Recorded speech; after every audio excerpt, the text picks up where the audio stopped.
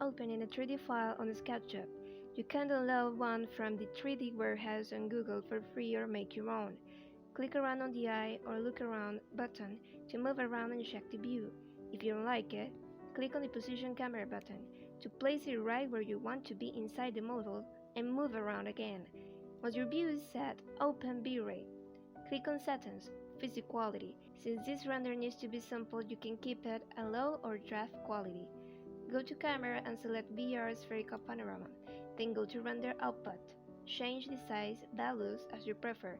Make sure the option Save Image is selected. You should open the arrow next to it to specify a file path. Save it as a PNG file. Then all is set up. You just need to click on the teapot to start rendering. Using the file automatically saved, open it on Photoshop CC. You also need to open an HDRI image we didn't use on the render to save time. You can download an HDRI image for free on Google.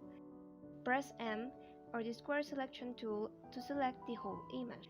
Once pasted, you need to transform it.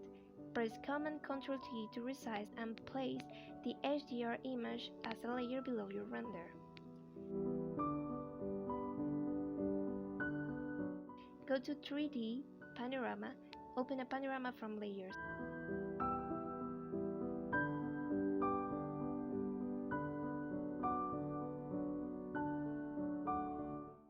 Use the Move tool, highlight it. As an additional step, you can apply a gallery filter to make the image look more like a drawing.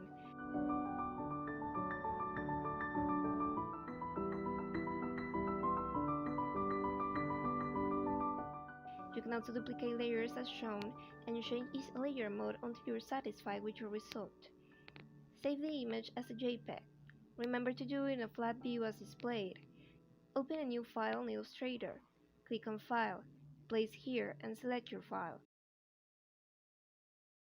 Now select the Curve tool and place 2 points you can modify later, alternating between black and white cursor tools as shown. Or use your control so you can edit a lever, points, and modify a point's placement. Don't forget about the working table size. You might need to go to File, Adjust Document, Edit Work Tables. Your image size needs to fit the table workspace. If you encounter intersections, edit them pressing C or clicking on the scissor tool. It allows you to split a segment, then click B or go to the white cursor to keep modifying your curves. Hide the image by going to Layer View and clicking on the eye. Place a new layer below and with the rectangle tool, use a rectangle to create a background. Go to your liner layer and select all your lines, then click on the Paint Bucket tool. The Paint Bucket tool is going to guide you so you can start painting. Start saving your file with the style you prefer. Export as a JPEG preferably. Open again in Photoshop as I taught you before so you can check the 360 image. Choose your original render and edit whatever you like. In my case I'm going to filter, interpret, gleam, and I'll place a slide effect to emulate strong sunlight. Then save it. I'm opening my Illustrator file to resize it in case the work table on Illustrator didn't define correctly its borders. I'm using the crop tool and the transform tool.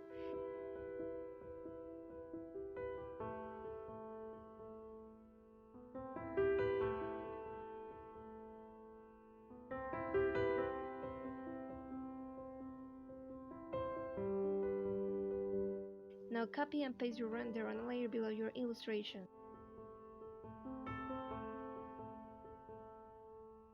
Use the eraser tool, setting the opacity as you like, and erase borders to create a gradient effect.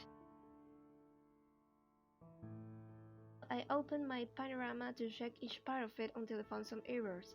Make sure you're on the same layer. Use the pencil tool and the dropper tool to pick colors and paint.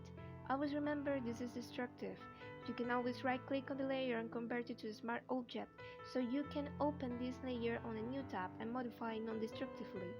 Finally, we just have to export the image so Facebook recognizes it. Go to the View tab, New Guide Composition, create 2 rows, click OK or press Enter. Fit the image until it matches your rows. Remember, the image is going to rotate around these guidelines. Since I have a watermark layer, I'm going to right-click on it and combine below. I'll export.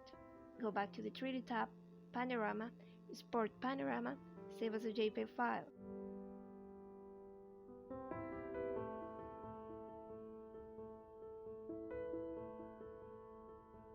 Open your Facebook page and click on Upload Images.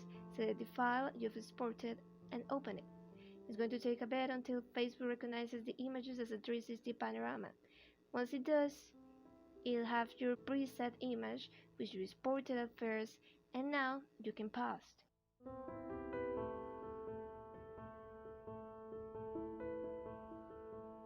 You've finished your illustrated VR panorama. If you like this video, click on the bell button. I'll be posting more videos. Thanks for watching.